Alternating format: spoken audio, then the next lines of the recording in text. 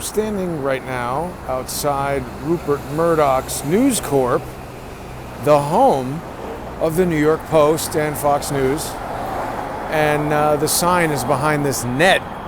There's like some construction going on here or something. I was told by this security guard that he doesn't want me recording over here. And that's fine. Got a lot of stuff to talk about. We're going to be walking around a bit. There was an interesting term that came up. I was told that there's a lot of EDPs around here. And I said, EDP, what is an EDP? I just heard that term the other day. An EDP is kind of like a police term for an emotionally disturbed person, which is how this guy, Kevin Fallon, was described in some documents. Kevin Fallon, people might recall, is the alleged Alice in Wonderland statue bomber.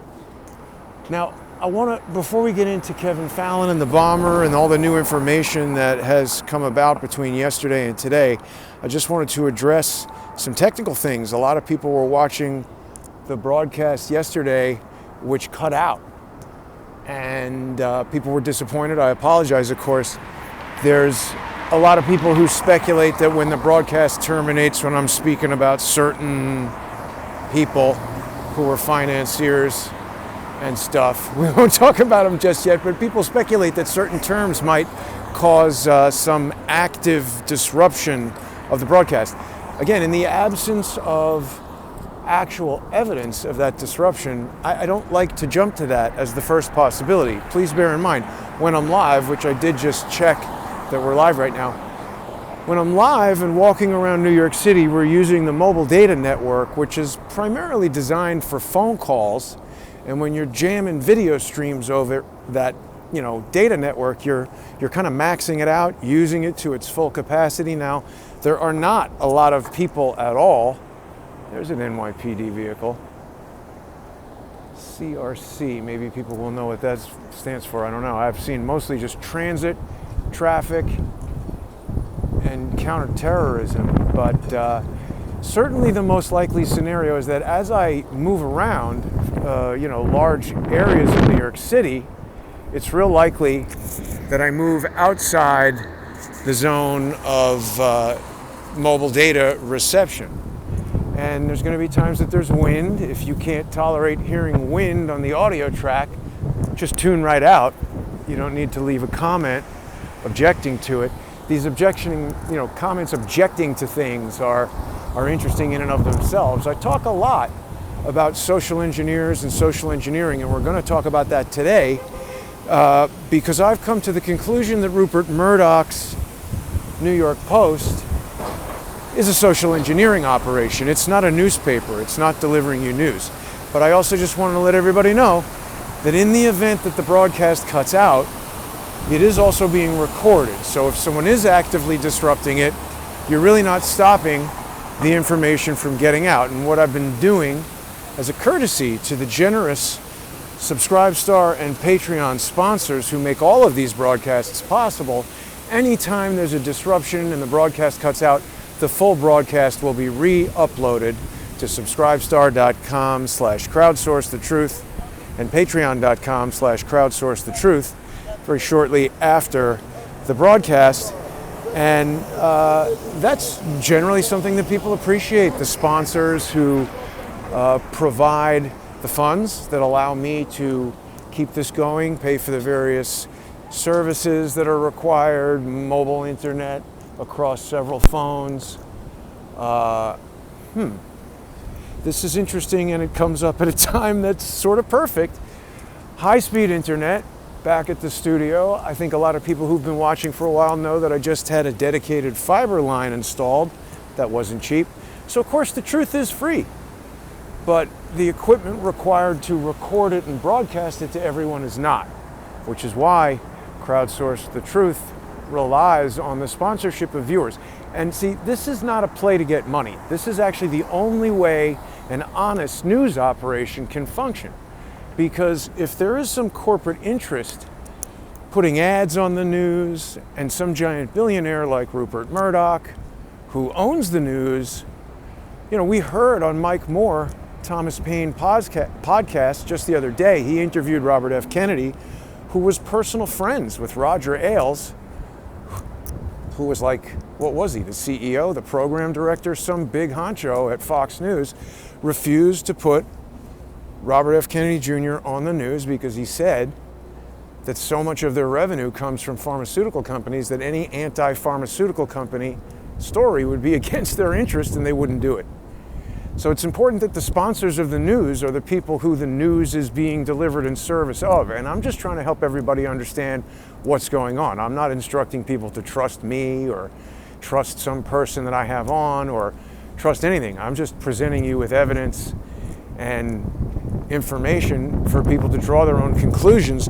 And it's actually a really great system because what happens is viewers send me information, people send questions. Like there has been a really unusually large number of Verizon trucks driving around. I actually even captured this video on my walk over here of like 3 of them in close proximity, and there were many more that I saw on the walk. I don't always have the camera running.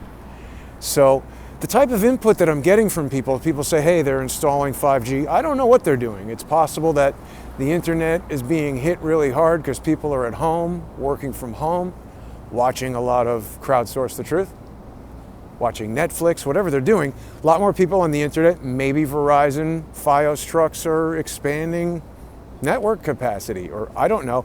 I don't just immediately jump to the conclusion that a lot of Verizon trucks means they're secretly installing 5G, particularly because that doesn't make sense in the context of them advertising that they're installing 5G everywhere. We heard some commentary from Cameron Kyle Seidel, a doctor with Maimonides Medical Center, who was trying to tell us that, another issue with ventilators, that the apoxia, whatever it was that he said to me on the phone, was more like mountain climbers' problem, not getting enough air. But then in the same phone call, he said he's never seen that from a mountain climber and he's never dealt with patients like that. So it became very unclear exactly how he made that determination. And these are the types of things that have attracted my interest. Contradictory statements, guesses that people put out there that then become news.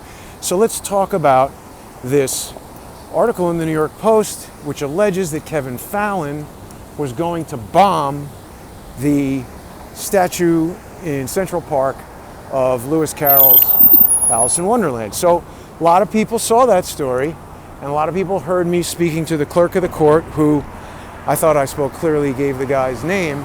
There were a number of weird intrusions on that phone call. I was, on a solid connection. I mean, it was a cell phone, but it's connected by Wi-Fi, so that normally has perfect reception, and yet there were other voices that people could hear breaking into the call. I don't know what the nature of the phone system is at the New York Post, but that struck me as weird. That woman said there was nothing on the docket.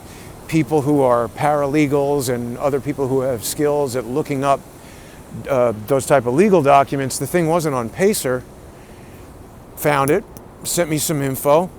I called the New York Post, but as you might imagine, a lot of people are working from home. I wasn't able to get in touch with the reporters who had written that article. Well, not yesterday, but this morning I did speak to one of them, and he was very helpful. I'm not about calling people up to embarrass them. I generally call people up to have legitimate conversations, and if they start acting like morons, as was the case with Dr. Paul Cottrell, then I put out the phone call so that people can arrive at their own conclusions about those people. Same thing with Dr. Cameron Kyle Seidel. I had contacted him with the intention of having him on to learn more about his information and what he was telling us.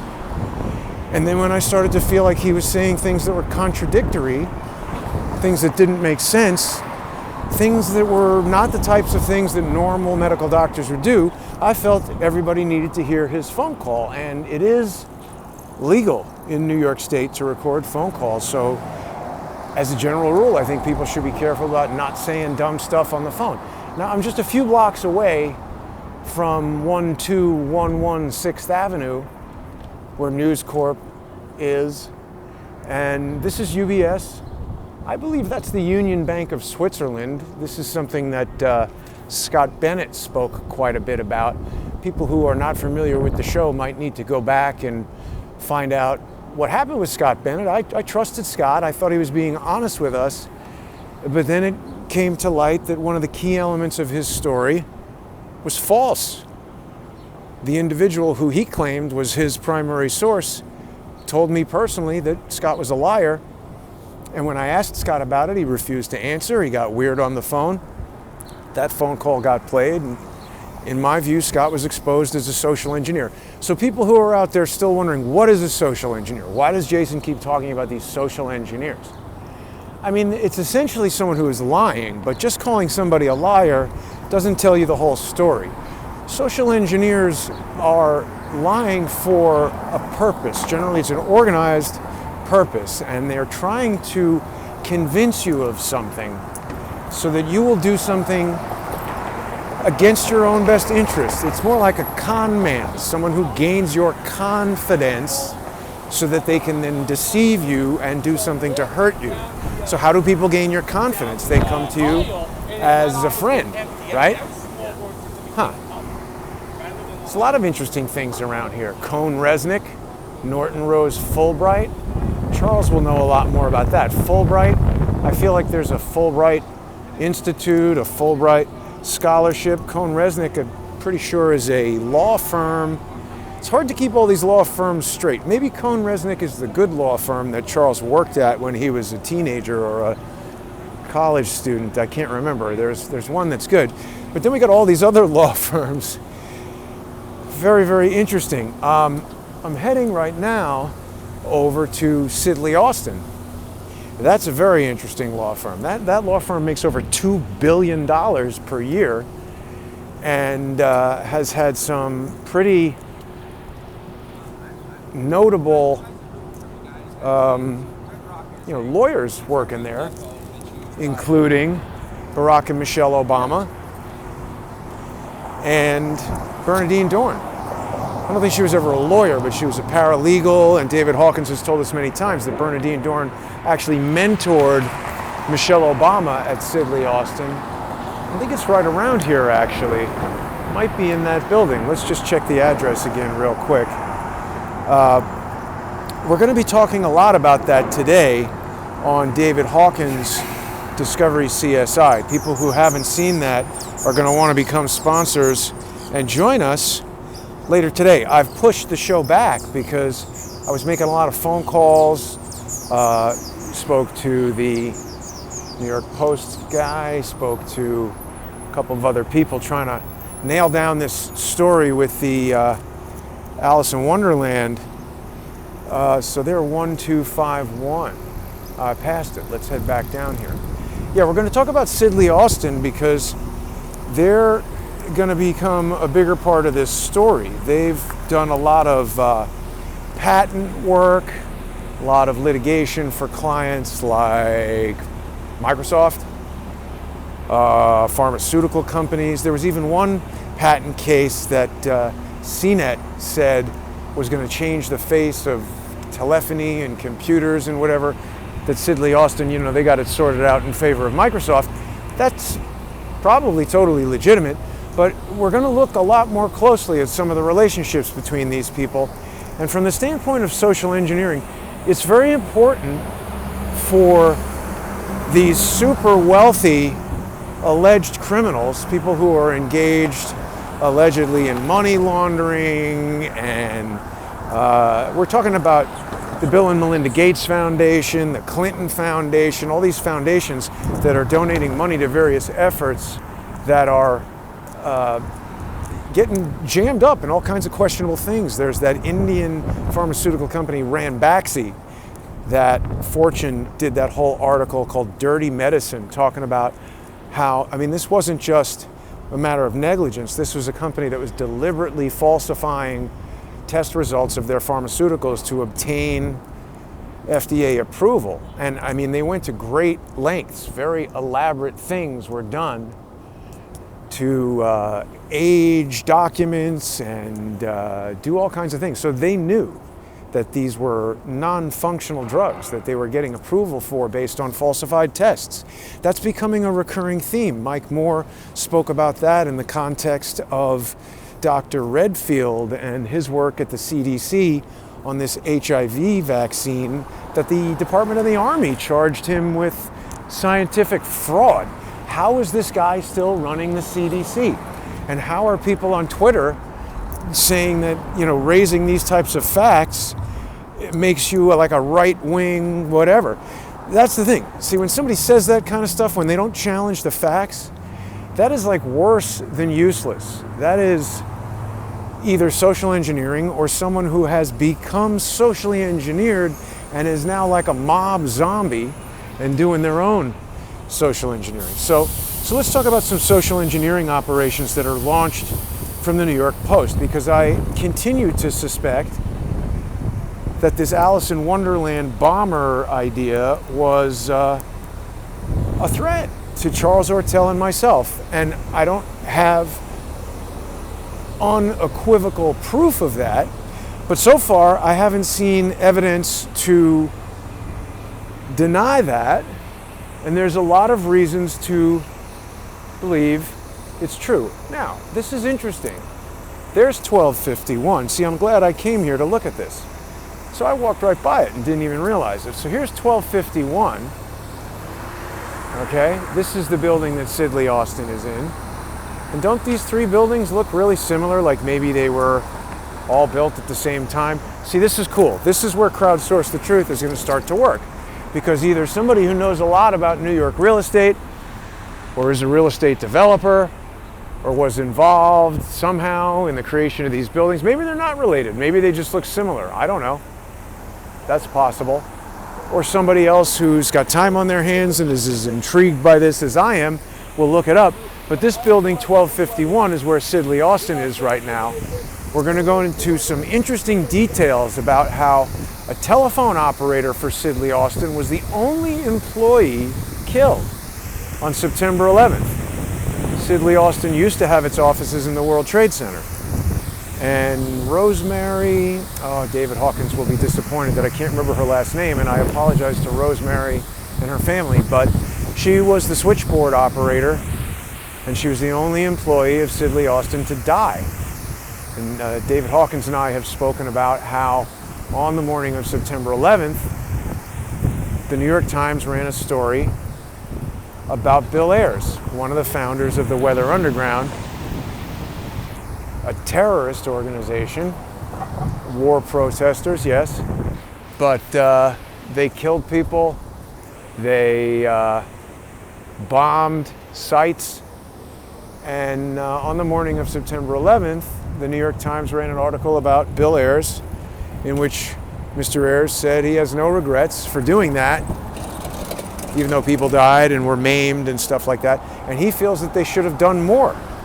And I just found that so strange, such an odd coincidence that, the New York Times is obviously printed prior to 8 a.m., and that first plane hit the North Tower at 8:04 a.m., something like that, 8:40 a.m. So that's pretty interesting. Just a weird coincidence that Bill Ayers would put that article in the New York Times on that very day. Maybe it was a social engineering op. Maybe the New York Times wasn't aware at all. That's the best way for a social engineering operation to work, is when the target doesn't know that they're involved. Like this guy, Boris, what's his name? Nico? What's that guy's name? Boris Nico something. He's an associate of Bill Gates, who was named as a beneficiary in Jeffrey Epstein's will, and he said he was shocked. I think most people immediately didn't believe the guy, but I tend to think it's very possible that he had no idea that he would be named. I think we would want to learn more about that circumstance. There's probably a lot of complex legal stuff going on with a will, last will and testament, and why they would name this guy. Perhaps it allows him or somebody with influence over him, like Bill Gates, to access the money, or I don't know. But it's definitely weird, and it's a good example of the type of thing that could be a social engineering operation. Now, let's talk some more about this, social engineering operations in the news. I found this article from Financial Review, which I'm not really familiar with, but looks like a very official thing. It's asking, why did the Murdoch press go so hard on the Epstein story? This is from July 2019, so it's prior to Epstein's death, prior to a lot of the reporting that the New York Post did with Ghislaine Maxwell at In-N-Out Burger. Incidentally, In-N-Out Burger is coming back into this story. If people haven't yet seen the new documentary on YouTube called Pizzagate 2020, I found that to be excellent, very, very well done, and it raises a lot of new things, a lot of new information that we hadn't heard in 2016. So this article is talking about the Wall Street Journal, other newspapers that are owned by News Corp and Rupert Murdoch. And that's interesting because it's not immediately obvious to the reader and the viewer that these things are necessarily all run by the same guy. But if they all run the same story and you don't know that, you might think, wow, this has got to be true. 3 different news outlets are talking about it, so it's got to be true. I think a lot of people would think that. Now, I don't know if these buildings were created by the same developer, but they appear to be about the same height. I mean, I'm just looking at them from down here on the street. They seem like kind of stylistically the same, so maybe it's the same architect. And they just look real similar. You know, this building over here looks different. All these other buildings look different. I don't know. Are these buildings related in some way? Don't know. Don't know. We can learn more about that.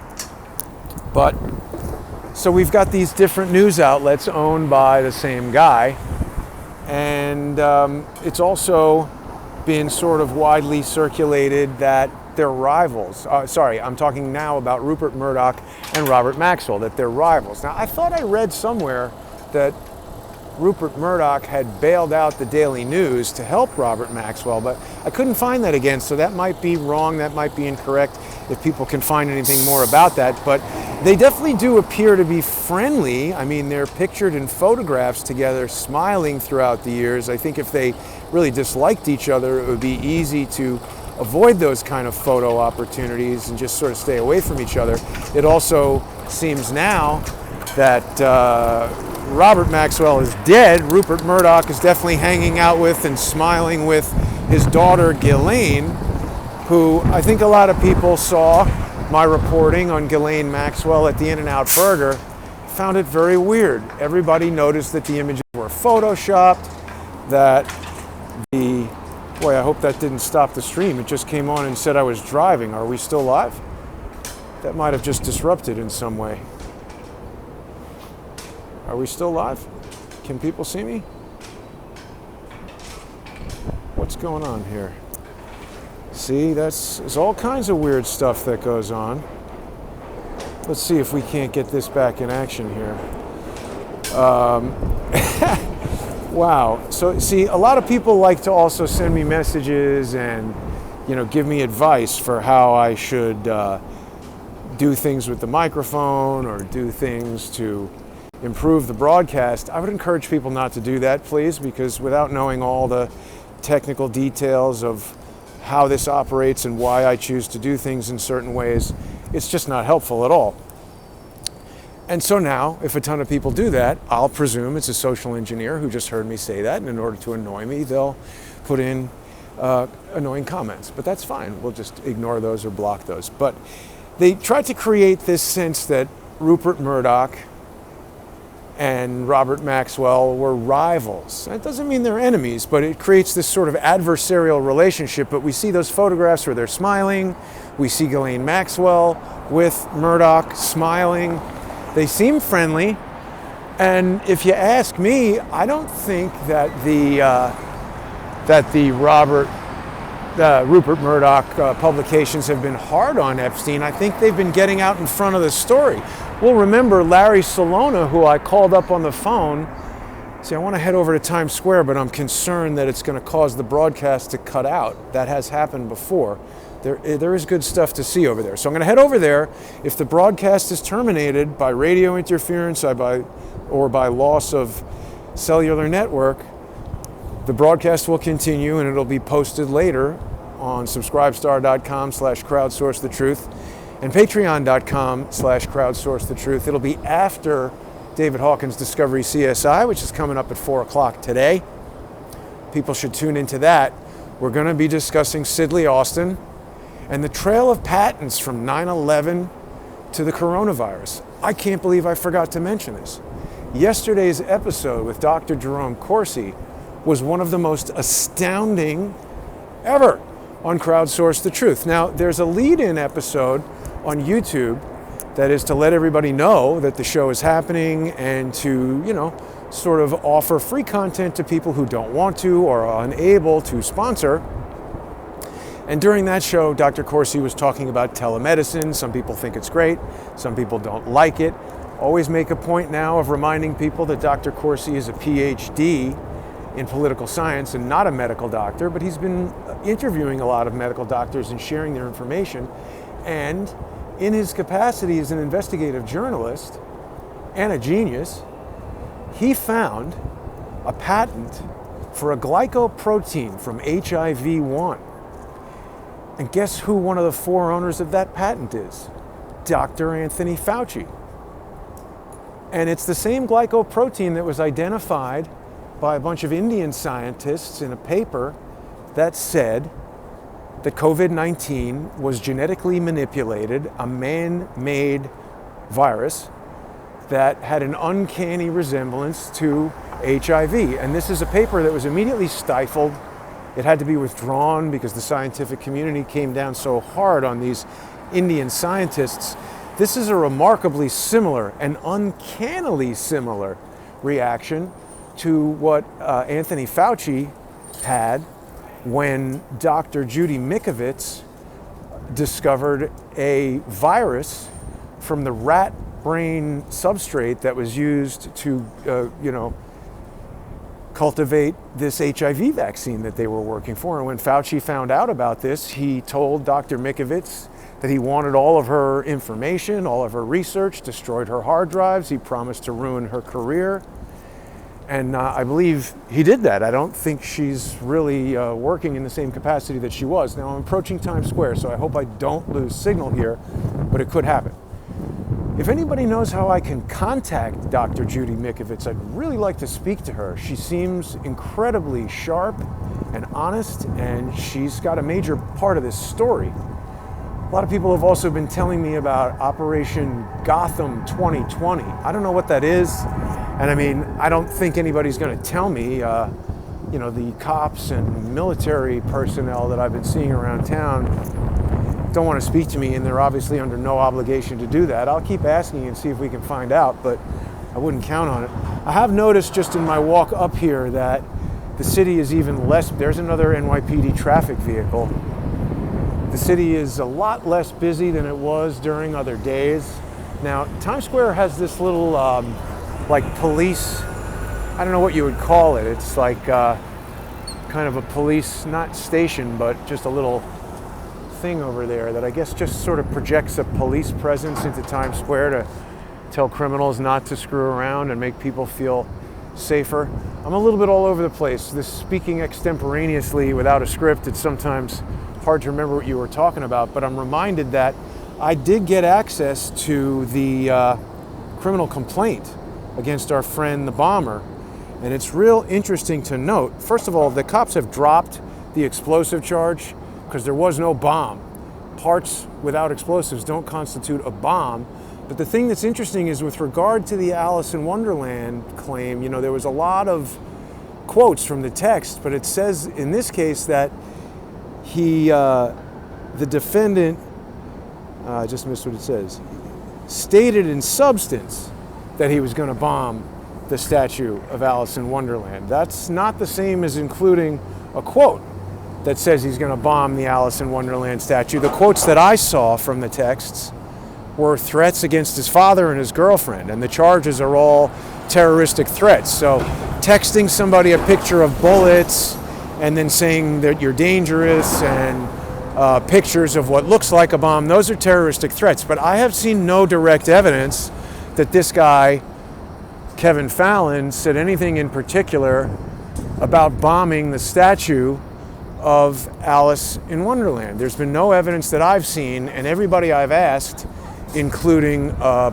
person at the NYPD and now one of the authors of the article in the New York Post, did not have any direct knowledge of that evidence. In fact, the journalist for the New York Post at times in our conversation used the word conjecture and supposition. I asked him what hotel this guy, Kevin Fallon, was tracked to. That's another Hawkins-esque term. They said that he was tracked to a hotel in the theater district. Well, we're in the theater district right now.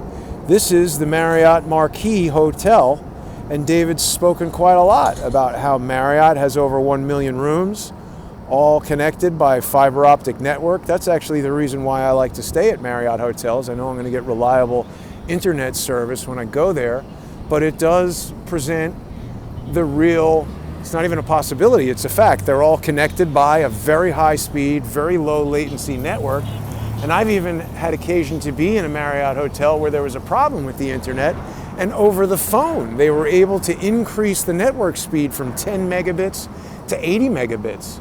So who says they can't take it up to a gigabit and give you super duper high speed in your hotel room? There's somebody doing some performance over there. I don't know if people can see that.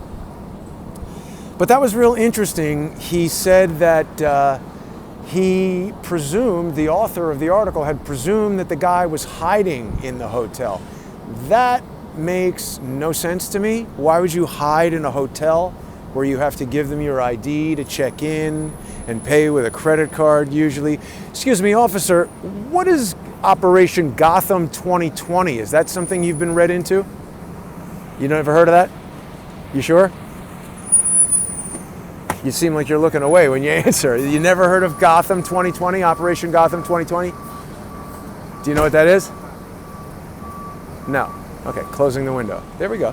Now, there is the second water truck that I've seen. First one I saw was yesterday. I've never seen a water truck in New York City before. Someone did send me a message telling me that there was some significance to the water truck. Excuse me, officer. Excuse me, officer. Excuse me, guys. Hello? Can I speak to you, officer? Hello? Do you guys know anything about Operation Gotham 2020? No. Haven't heard of that? No. Okay, thanks. Excuse me, officer. Do you know anything about Operation Gotham 2020? No. You haven't heard of that? No. What's this water truck doing here? Ask him? Okay, I'll ask him. Hi. What you guys doing with a water truck in Times Square? Sorry? How come you have a water truck in the middle of Times Square? Oh, yeah, it's water for the plants, the flowers. Watering the flowers? Yeah. Ah, okay. Well, that makes sense. Critical infrastructure, watering the flowers. That does make sense, and they've got the equipment to do it, so maybe it's no big deal. But yeah, the author of the article had presumed that the guy was hiding in a hotel. That makes zero sense to me. He lived on 82nd or 83rd Street.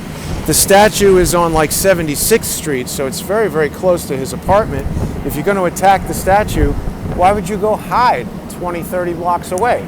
And also, why would you hide in a place that you've got to give your ID and credit card to? Wouldn't you probably be more likely to just walk around the streets? I mean, you'd blend in, nobody would know where you are.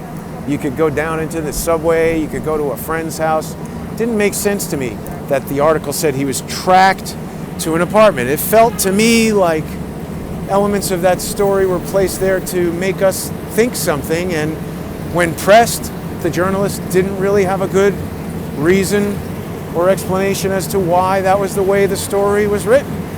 So it remains a mystery, and I mean, we haven't conclusively determined that that was a threat against Charles Ortel and myself, but it might have been.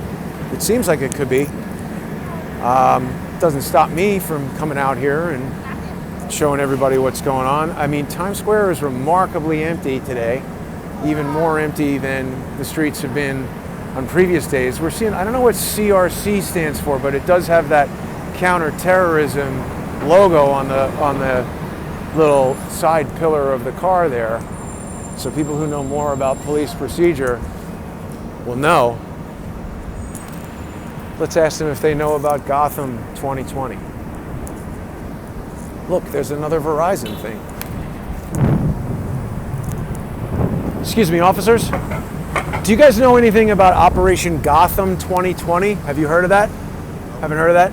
You're the counterterrorism guys. If there was some sort of military drill going on, you'd know, right? Depends what kind of drill. So they might not tell you. Depends what they have going on. How come there's so many counterterrorism police and traffic police, but I see so few regular NYPD officers? Have they been stood down? If you have a question about that, you can call a Deputy Commissioner of Public Information. I've done it. They don't answer the phone and they say no comment. So it becomes this catch-22. Okay, all right, thanks. Yeah, see, that's a real convenient system they have where they tell you to call the public information officer and then the public information officer just doesn't answer. That's the same thing that's happening with the district attorney's public information officer, because when I saw that thing that the guy had stated in substance that he was going to attack, what does that mean, stating in substance? Is that different than putting it in a text? Are they extrapolating something from something that was said? It just doesn't make sense to me.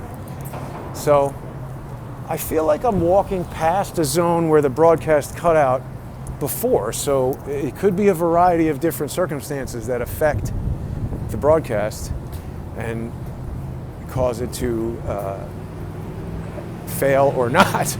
But yeah, the other thing I wanted to talk about was how these social engineering operations in the New York Post are mimicked by, or perhaps even supported by, social engineering operations in social media. People who've watched the show for a long time know that I've been trolled by lots of social engineers. And where is the article I want to show everybody? I think this is it. Bloomberg is telling us, oh yeah, no, this has to do with patents. So this is going to come up later on David Hawkins' show as well. Apotex, that's the generic drug maker from Canada that Barry and Honey Sherman, the billionaires that were murdered in their house. Bizarre murder, unsolved to this date. It was originally reported as a suicide, which seems to happen a lot. That was a guy on a unicycle. Originally reported as a suicide, but later determined no, double homicide. And now Apotex telling us that they're going to be donating a huge amount of hydroxychloroquine to help fight COVID-19. Now, that is super interesting because what if somebody knew that Barry and Honey Sherman's Apotex Pharmaceuticals was a big generic manufacturer with a lot of capacity to make this hydroxychloroquine, which we now have two Crowdsource the Truth contributors who have given us personal, firsthand, anecdotal, this is not medical advice, I'm not a doctor, the people I'm talking about are not doctors, but both John Mark Dugan said he personally took hydroxychloroquine and it was no big deal and he got better from coronavirus. That was what his statement was. And Dr. Corsi told us that he had taken it previously on a trip to Africa, had no negative side effects, and that now his sister-in-law took it after being diagnosed with coronavirus and being in danger of going on a, oh, see, you can't even enter the police station here. It's kind of blocked off. Being in danger of being intubated on a ventilator and dying, they gave her hydroxychloroquine, and within a week she was back to work. I'm not going to go in there. These police officers are not going to tell me anything about Operation Gotham 2020. We got to try to find out what that is. People are saying something's going to happen April 26th and that I should leave New York. I'm not going to do that. Whatever's going to happen in New York will happen with me in it. So yeah, I don't know. It's interesting to see this article about Apotex in the context of their ability to produce hydroxychloroquine. We know from Dr. Corsi's report yesterday that Anthony Fauci owns, in part, he's one of 4 people listed on the patent for the glycoprotein from HIV. that Indian researchers mapped, found, added to in a way that they say, and other scientists have said, is not natural, that it's been genetically grafted into COVID-19, joined with a coronavirus.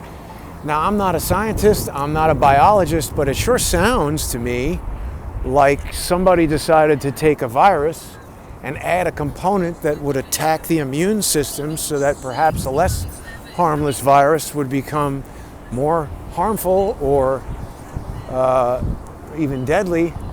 If that's true, that sounds like mass murder to me. That's something that's got to be understood. That sounds really bad. But it would help us understand Dr. Fauci's motive for wanting to discourage anyone from exploring a test with hydroxychloroquine. Let's just examine that. I mean, again, not a doctor, but we do have logic and we can use it. Hydroxychloroquine is a drug that's been around for decades. It's been prescribed all over the world for malaria and other off-label things. It has other indications. There was some efficacy in breast cancer and things like that. But the fact that it's been prescribed for so long means that its side effects are well understood. Its tolerance over a broad range of patients with a lot of different conditions or other medications. Its drug interactions are well understood.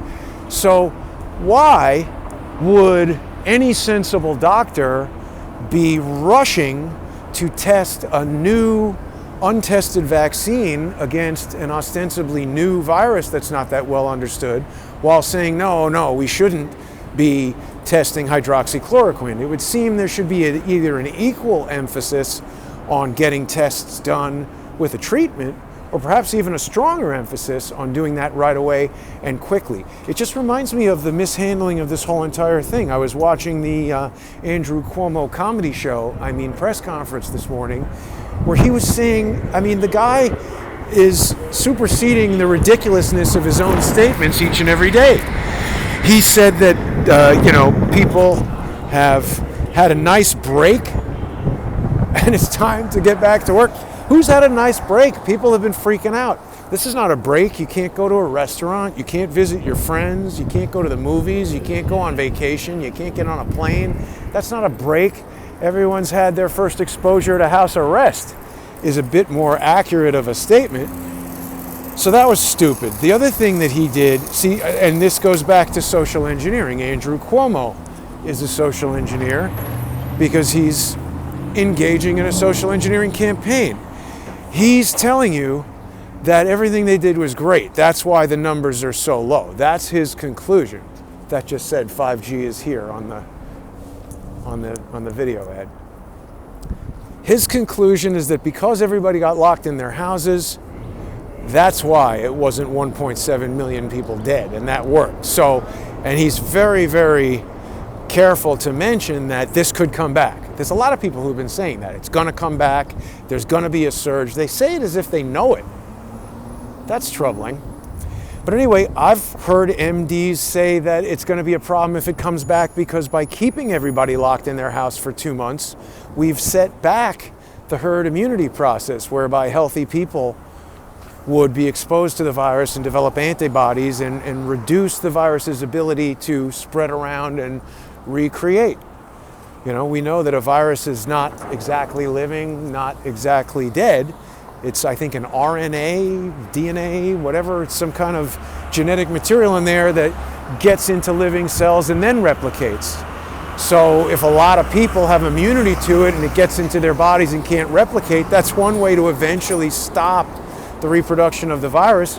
And a lot of MDs I've spoken to feel like that's a better way to do it. But they're very careful. Andrew Cuomo, all these guys, very careful to mention the vaccine, that you're going to have the vaccine. They're all downplaying hydroxychloroquine. That is very strange. Now this is the other thing. So let's talk about social engineering. Now, we were talking about Dr. Cameron Kyle Seidel. There was this article in International Medical, whatever that is, Emergency Medicine Training for Haitian Nurses begins. This is another thing that a Crowdsource the Truth viewer sent me. Dr. Cameron Kyle Seidel participated in a program in Haiti put together by Partners in Health. Partners in Health is a sinister operation, a woefully corrupt, terrible thing. Look at the logo there. It's reminiscent of a swastika. It's got those little hands that are reminiscent of some of those symbols we've seen associated with, you know, that FBI document. We were talking earlier about this new Pizzagate 2020 movie, which I definitely encourage people to check out. That raises a lot of new questions, and it hit right away what I felt was one of the most salient questions about Pizzagate. There's a lot of evidence that is suggestive of things, but it's hard for it to be conclusive. There is a really excellent question that hasn't been asked of the people who it needs to be asked of, which is, how did GQ magazine arrive at the conclusion that James Alefantis was the 49th most powerful man in what is arguably the most powerful city in the world? How? What criteria was used? Why did they, you know, sure, we can question all the weird artwork, all the disgusting images on his Instagram and all that. But who do you ask? I mean, he's not going to answer. GQ magazine should be forced to answer for that. What's her name? Megan Fox, or no, Megan, whatever that woman's name is on Fox News, who interviewed James Alefantis. That was social engineering, because they put him on the TV, they ask him a lot of dumb questions, paint him as a victim, and then people who don't know about all this other information think, oh, that's a nice guy who's a victim, he's got a pizza restaurant, people should leave him alone or whatever. And they create this sense of consensus. They could put that out in the Wall Street Journal, they could put that out in the New York Post, they could put that out on Fox News. Then it starts to get picked up. The Daily News puts it out and says Fox News is reporting this, the Wall Street Journal is reporting that, the New York Post is reporting this other thing. And this is the same exact technique used by these social engineers. They take an incompetent dope like Dr. Cottrell, and they promote him across a range of channels to expose him to viewers who may have a trust in Stephen Molyneux or George Webb or Mike Adams or Sean Atwood. But in actual fact, all these accounts are just working together to cause you to try to believe whatever it is that Paul Cottrell is saying. And one of the worst offenders of this is George Webb and his brother. Yeah, David Swigert, guy who's suing me, who goes absolutely crazy when I talk about certain specific things. Excuse me, do you guys know what Operation Gotham 2020 is? Can you tell me what that is? How come you don't want to talk to me? Taking care of people at the Javits Center. Operation 2020, Gotham 2020 is the name for the operation taking care of people at the Javits Center? Yes. That's the official word, thank you. Okay, that makes a lot of sense actually. It might not be anything too sinister. Operation Gotham 2020 is allegedly the creation of an operation of, what are we doing there? The triage hospital at the Javits Center. That was nice of her to answer. I think we've got an EDP over here. The Swigert brothers put out lies about me. They present themselves publicly as adversaries. David's even presented himself as an adversary to Paul Cottrell. Isn't that interesting? It's real similar to this whole Rupert Murdoch, Robert Maxwell relationship, where they can have other news agencies say, why is Rupert Murdoch going so hard on Jeffrey Epstein? I allege that Rupert Murdoch is actually helping Jeffrey Epstein, controlling the story, getting out in front of it. For people who have been watching Crowdsource the Truth for a long, long time, you're going to remember that I first connected up with George Webb when he was doing reporting about Imran Awan.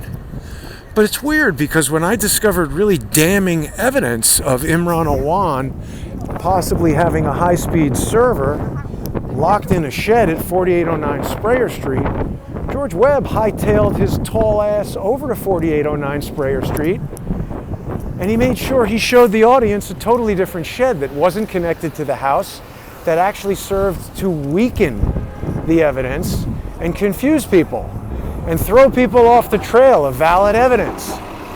So they have a need for this presentation of an adversarial relationship, and be prepared for them to start telling you that I'm doing that. Actually, David has already done that in the court case. They introduce, morons like that garbage man from Staten Island, whatever his name is, and then they try to say that I'm working with him.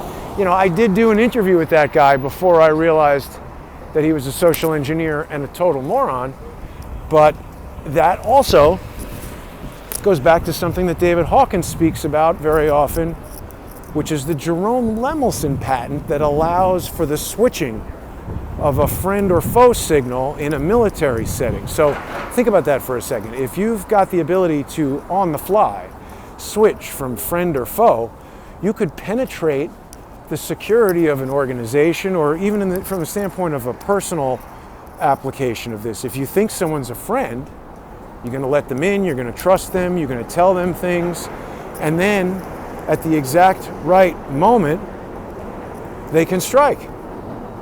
They're in. And they can create a fight in the way that, well, that's weird. How did that switch without me even touching it? See, the strange things that happen with technology. So there is no help from people who are saying, do this with the technology, do that with the technology. Unless you design this or know everything about what I'm doing, that's just annoying. So if you start now texting me to do technical things with the microphone or the camera or whatever, you're going to get blocked, because I get annoyed by that stuff, and you're going to be presumed to be a social engineer, so please don't do it. Now I'm in a mode where I've got to get back to the apartment here in the next couple of minutes. Oh boy, I hope I can do it quickly enough to start David's show on time. Might have to push to 4:30. I don't want to do that, because then that's going to delay John Cullen as well. But yeah, that friend or foe swapping, David Hawkins is a genius, and I really hope that people will watch on Patreon and Subscribestar. It's also important for people to sponsor the co-host shows.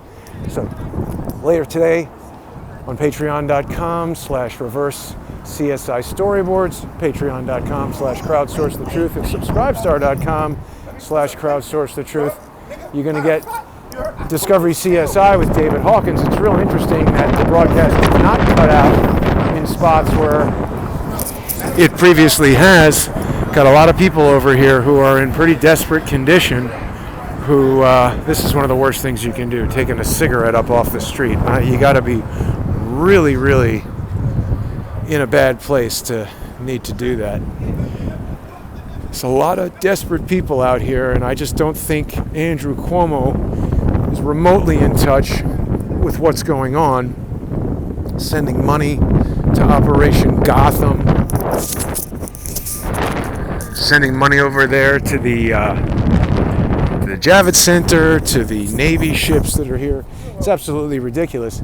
But yeah, we're going to get back to the apartment now and get ready to do David's show. After that, we're going to have John Cullen. We're going to cover all these topics. The Jerome Lemelson friend or foe switch, that's huge. And that is something that social engineers have done. Susan Holmes approached me as a friend, created a fight out of nonsense, and then went around telling people she was an insider blowing the whistle, spreading lies. The woman's now been charged with perjury. She's a known liar. She, it's going to be a whole other show and a whole other day when we talk about her role in the lawsuits, but this is what's happening. See, their goal was to stop me right away. And George Webb played a major role in this.